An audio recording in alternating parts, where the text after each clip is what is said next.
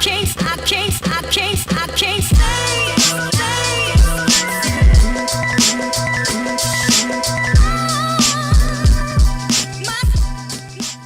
Introduce yourself.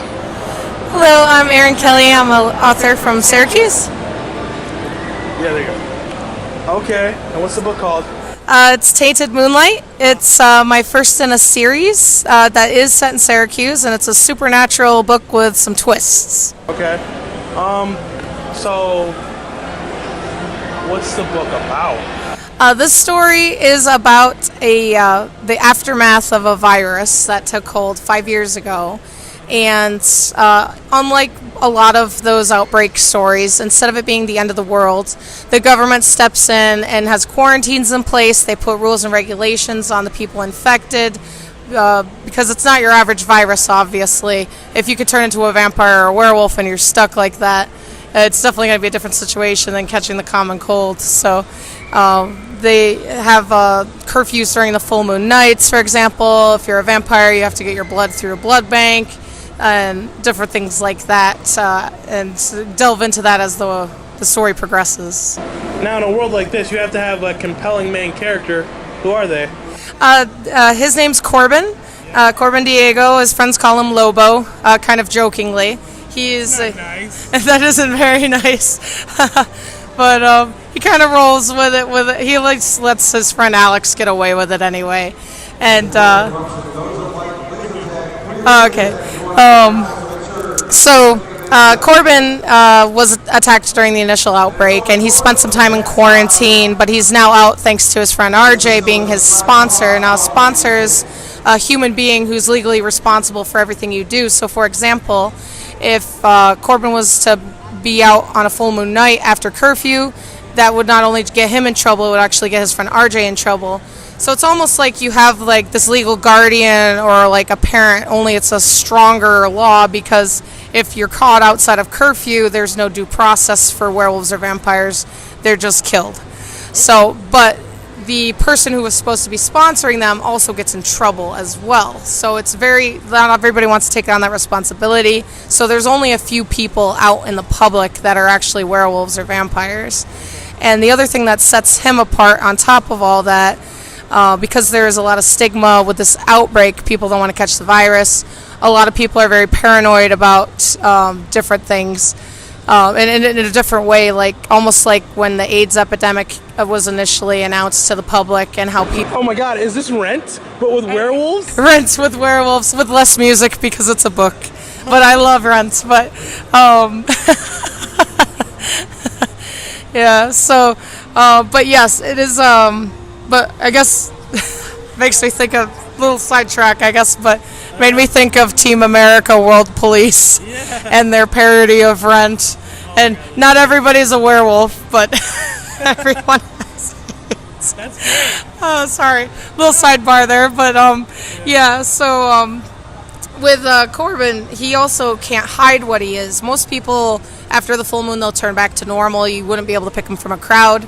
But his eyes remain wolfish, and there's a reason for that, but I won't go into that because that's a little spoilery. Is he an alpha?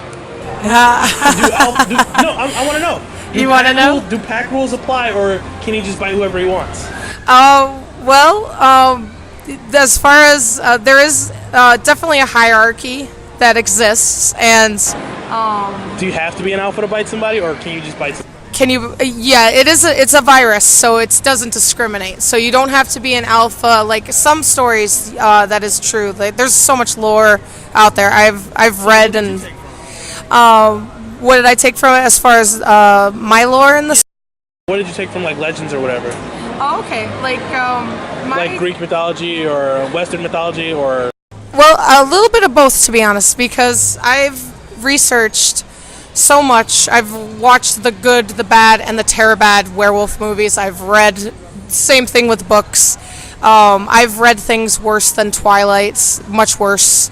I've always been a good reader, and I love to read, and there's actually books I've read that I had to force myself to finish, so that's how bad they were. As you possibly could, then. Yes, they always tell you, Stephen King tells you too, read and write, so that's the best things you can do as a writer and an author, and always looking to see what's out there, because I wanted to find out as much as possible about the lore, to stay true to it, but also put my own twist on it, see what was done, so I could do something new. That's awesome. Sidebarring, Kim Possible's playing right now. Yes, that is a fantastic show. I love cartoons and animation. Actually, I have a lot of respect for animation. So.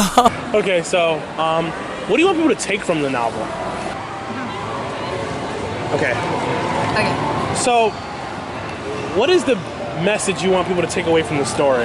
Well, this is a story that has a little bit of something for everyone. I like that in my entertainment. I really enjoy obviously it's a werewolf story, so you have to have a little horror, but there's a little bit of action adventure, there's a bit of mystery, there's a little bit of romance too, but it's definitely not the focus. That's just something that brings a couple characters together. But and it's some humor too. You gotta have a little sense of humor to things. So, but the overall message that I want people to take away from this is that to be a little kinder to each other. To be honest, this is a supernatural story. It does take place in a world that's not too like ours, but there's a lot of similarities with how we treat people, and sometimes just looking at what our own prejudices are, what they would be in this situation. And at its heart, I wanted people to kind of look at it as a human rights, kind of human nature story, where you might have this supernatural element, but even though at the end of the day, a werewolf is a human being that is afflicted with something, or a vampire is a human being afflicted with this being out of control, and you can really take it as something that's a physical illness, because in the book it is a physical virus, but you could compare it to a lot of different things. You could compare it to mental illness, because there is actually mental illness of lycanthropy and things like that too, so you could really take the same message away, and just to be kind of everybody, and to try to it really is true. If you're kind of one person, that makes their day better, and if we were a little kinder to one another, the world would be better. So that's funny, because that's the main message of my channel. Oh, nice. All right. Okay, so if you could have any of the authors you like read this and give it a review, who would you want to read it and review it? Oh wow. I think probably Stephen King. I was gonna say, and don't say Stephen King. Oh, don't say Stephen King. So someone other than Stephen King. Actually, to be fair, because I have a lot of respect for him. I've read his books since I was really young, probably younger than you're supposed to be when you read them. Yeah. But it was kind of interesting. I watched this whole interview he did where he did the same thing. He was kind of, when he was younger, he was reading things he wasn't supposed to, and he started writing because of that too. And he's also very honest as far as things go. He did not care who knew how bad he canned Twilight, because he, as a writer, saw the flaws with the writing in it and things like that. And again, not meaning to hate on Twilight fans or nothing like that, because if you like what you like, that's the other thing too. Being kinder is if someone's a fan of something, they like it. Yeah. But be open to criticizing things too, because there are some things that could be improved or whatever, and could be there's definitely better stories that are out there. Everywhere. I have all my fandoms too, so I know that the imperfections in a lot of my fandoms, Supernatural being one of them. Yeah, I love Supernatural, and I love its flaws too. So, but yeah, if as far as big authors go, Stephen King. I would just like him to be honest. If it was good, if it was bad, if it needed work, and. As far as smaller authors, though, not even smaller, really, to be honest, because she's getting big, as Carrie Vaughn. She writes. She just finished her one. She wrote a werewolf series called Kitty and the Midnight Hour about a werewolf DJ. Okay, so I just want to say thank you so much for your time. The story sounds amazing. Oh, thank you. I read a little bit of it last night, and the first thing I read was, "What's it like being a lycanthropy?" And I'm just like, "Oh, it's one of those books."